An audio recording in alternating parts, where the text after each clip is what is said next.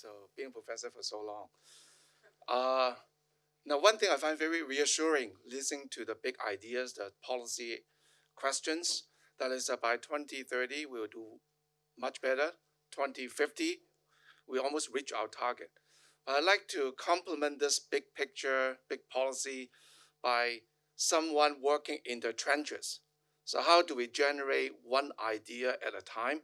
And how do we test and make sure that it's working? So that is the idea of this sustainable smart campus advocated by our president, he just mentioned. Now, this effort is being managed by the Great Smart City Institute, as well as the head, Dave Spokart is the head of sustainability unit. Now, I want to say something about the GREAT. I know this catch a lot of things because it somehow coincides America great. But I think we are greater than America because our great actually has meaning. GREAT refers to the 5 attributes of smart cities that we aspire to achieve. Green, resilient, we all know that. Empowering for well-being and partnership.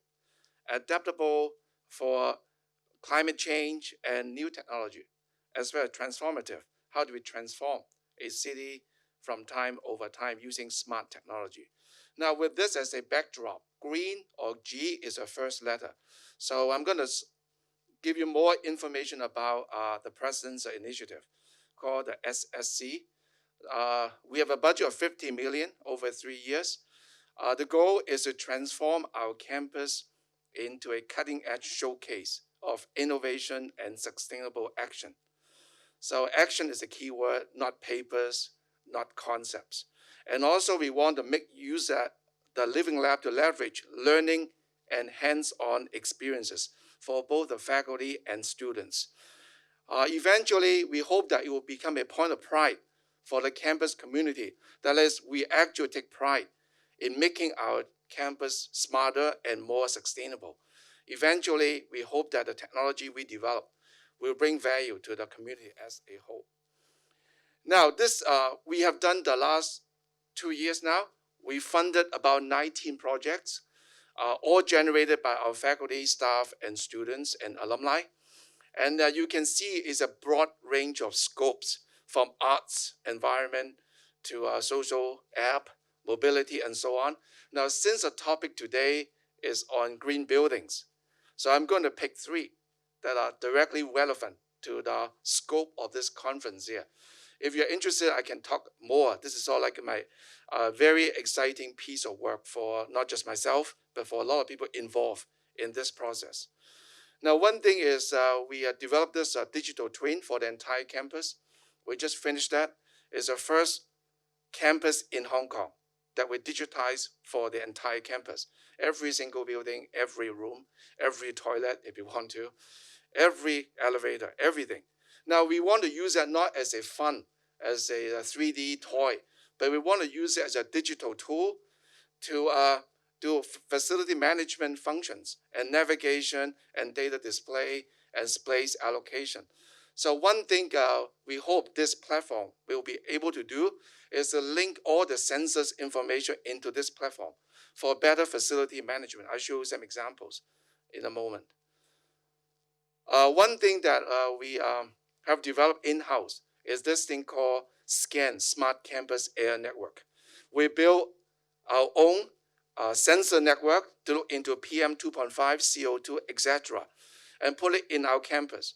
So why do we want to do that? Because the air quality is highly linked to HVAC, the AC system. You want to turn on the AC when it's needed by human sensory feedback, not because you want to turn it on the clock. So we want to make use of this information mounted on digital twin to make sure that we know how each room, lecture theater, would behave or perform so that we can better manage the air quality in each room. So that is, we call this a scanned project. We hope that this project will also be deployed in our Guangzhou campus so that we have much better way of managing the air quality indoor, as well as use that to manage our HVAC system so the AC will be tuned to the need at the time. So that's a scan project. The second project is also a very interesting project. We always talk about saving energy, but how do we save by energy? So we deployed this concept in one of the hall. So all the rooms in hall 6 are loaded with electricity sensors, so that we know how each room spend or consume electricity. And then we feed back the information to the occupants of that room using dashboards. And then we set up an incentive system so that if you spend over the budget, you are charged. If you consume lower than the budget, you got free electricity. So we kind of tweak the behavioral side of it. Now, what is really amazing in the learning is that for those rooms where people monitor their electricity usage, they drop energy consumption by 60%. So this is eye-opening to me. I mean, by just tweaking, giving information to students, change their behavior a little bit by charging and rewarding a little bit. Not much. I'm talking about not thousands of dollars. You're talking about $50, $100. That is sufficient to change their behavior.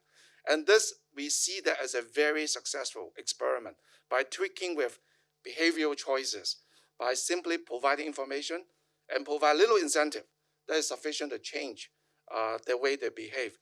Now, build on the success of this learning, in the new Global Graduate Tower called GGT, all the rooms have sub-meters. We will deploy this entire concept to this entire dorm. We hope that this will save sizable energy consumption for the whole building. So this is something we learn while working with social scientists. We figure out and then change their behavior. So this is something we are very proud of in a way.